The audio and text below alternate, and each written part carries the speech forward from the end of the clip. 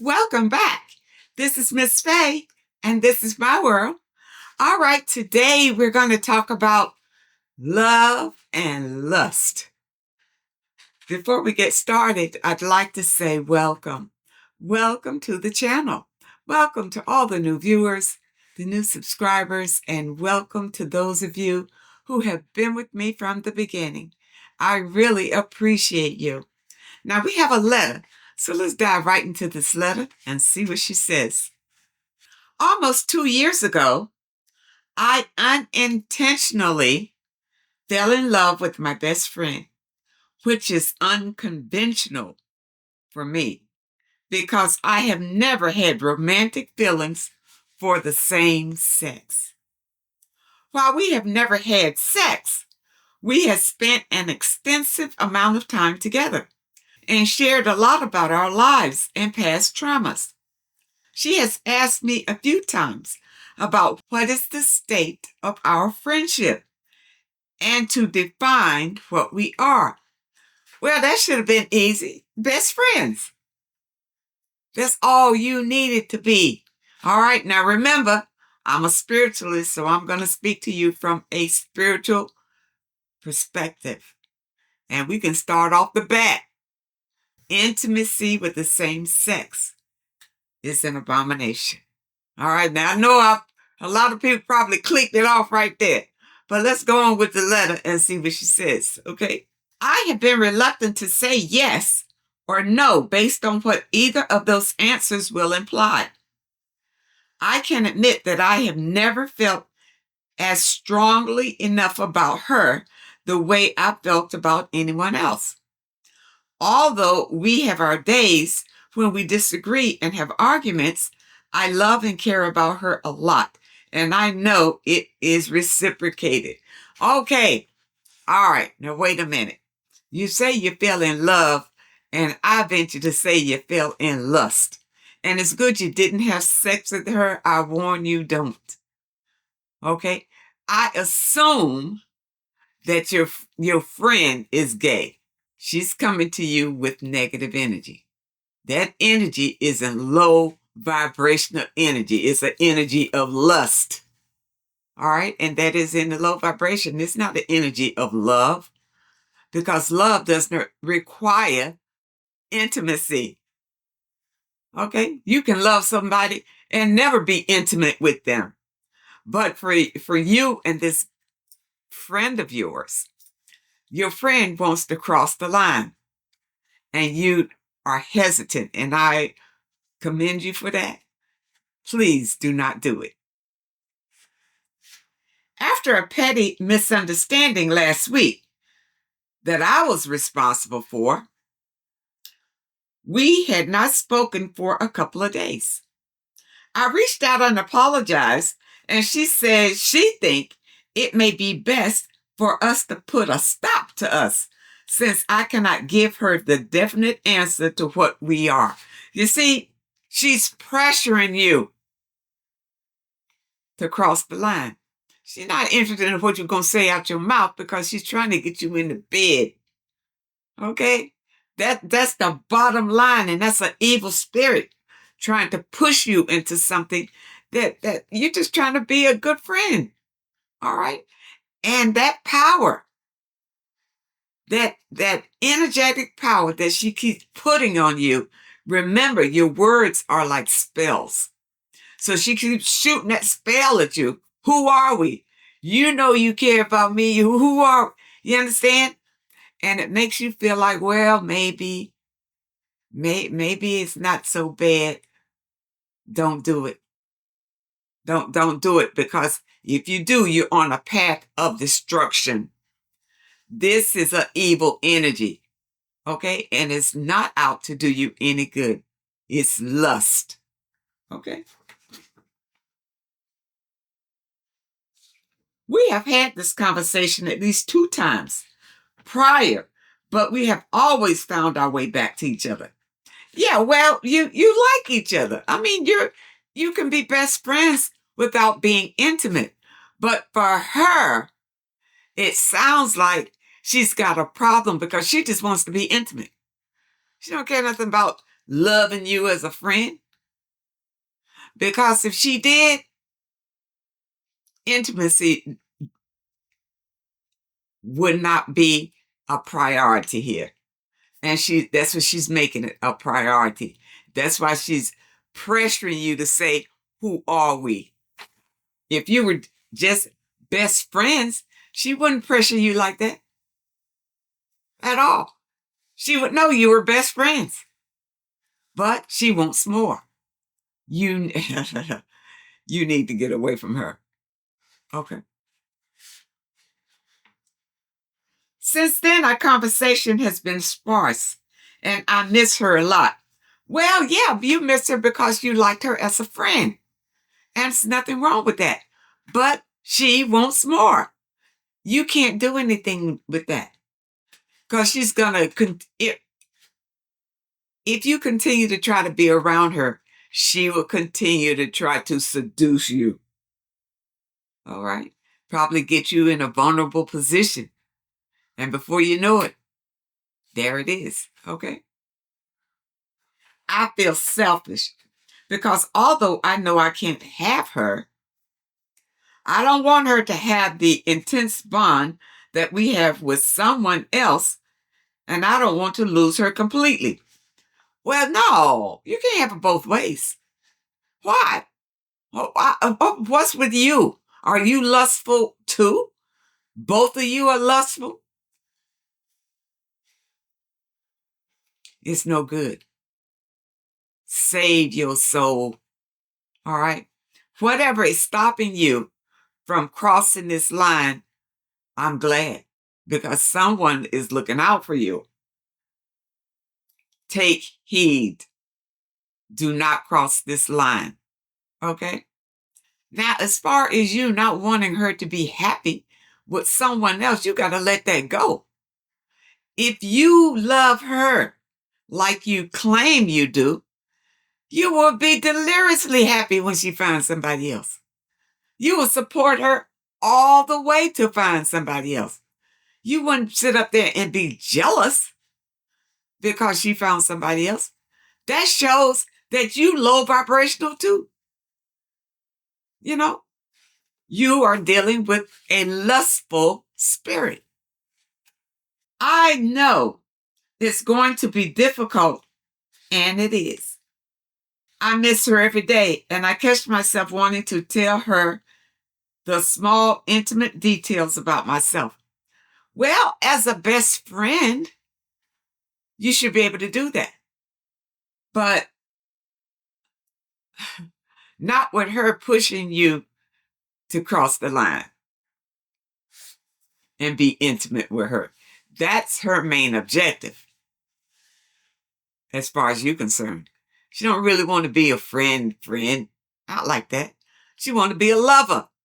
Okay? Not interested in being your friend, because if she were interested in being your girlfriend, number one, she would never ask you this question, what are we? Never. And she wouldn't drop you because you're not willing to cross the line for her. That's not a good friend at all. That's an evil spirit. And you need to look at it and understand it for what it is. Okay, why do people believe lust is love in the first place? The intensity of feelings is the same intensity. Lust sparks a rush of dopamine and adrenaline. The attraction feels powerful, which people often interpret as true love. You see? But that's infatuation. That's all it is. And it's fleeting. It doesn't last. How about the media? You know, the movies, you're reading romantic novels, and everywhere it's social media, everything is about lust. Lust. It's not about love. The media encourages you to enhance your body. so that you can attract lust, not love. Okay. Now, how about the lack of experience? Without having experienced a deep love in your life, then you don't know what it is. That's why it's easier for you to confuse lust for love, because you have not experienced real love. All right. Now, if you have a child under normal circumstances, you will love that child. No matter what that child does, you love that child. But you're not looking to be intimate with that child. But that's true love. Okay? You see, that's the difference. Lust is something else, not love. As a matter of fact, on the chakra scale, lust is in the root chakra, all the way at the bottom. But love is in the heart chakra.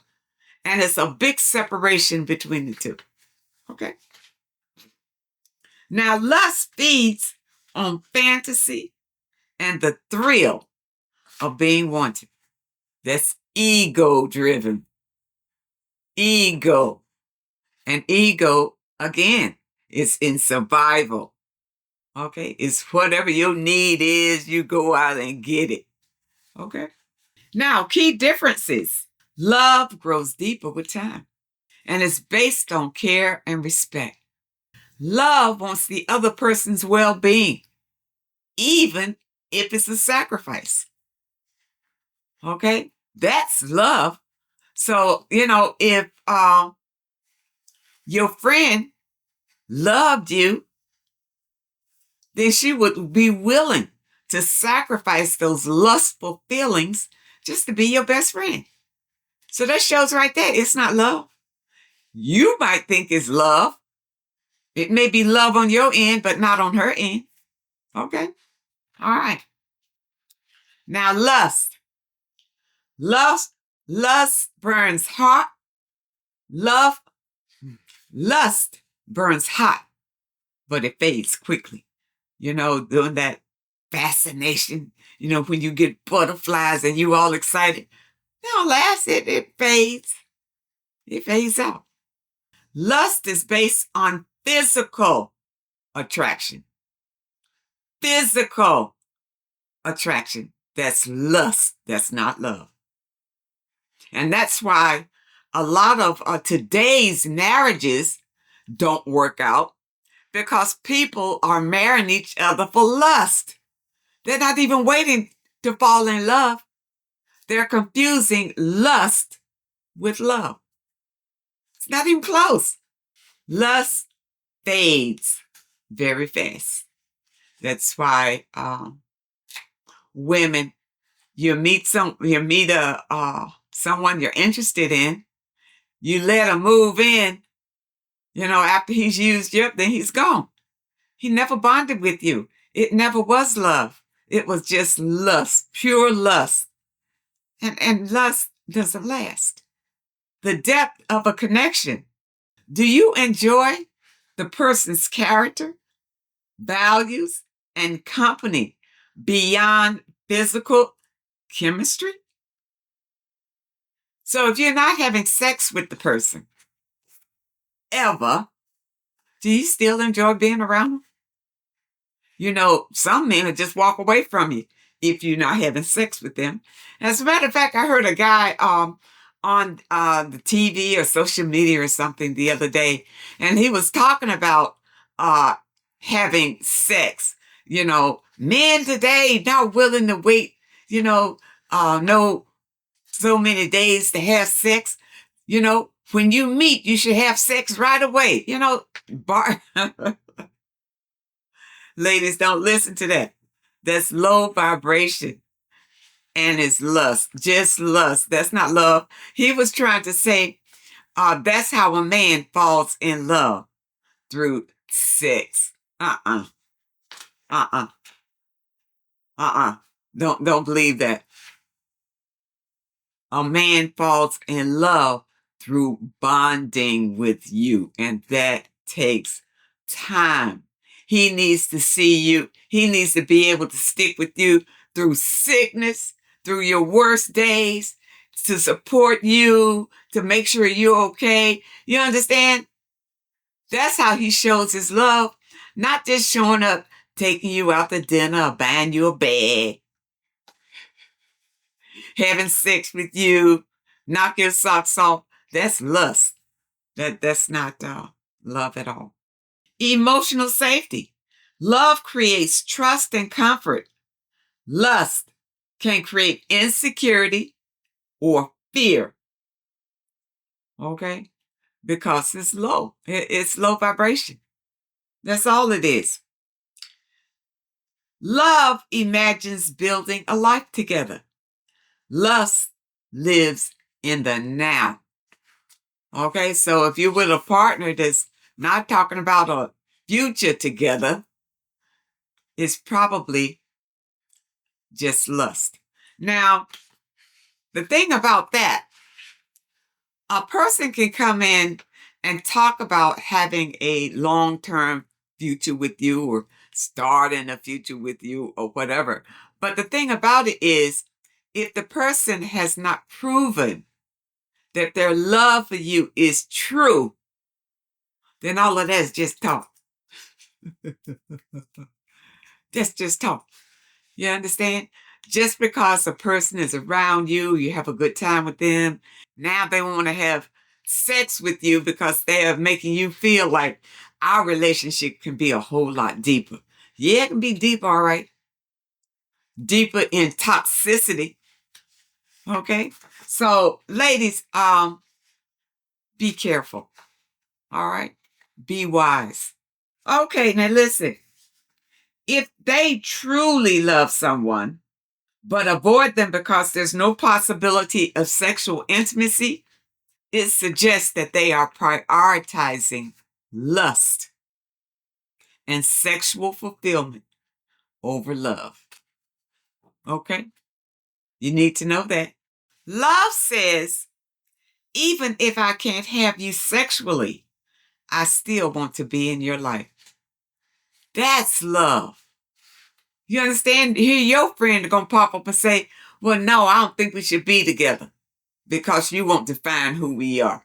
You know, come on. Don't fall for that. Let her go. She's manipulating you already and trying to pressure you into something that you're not ready to do.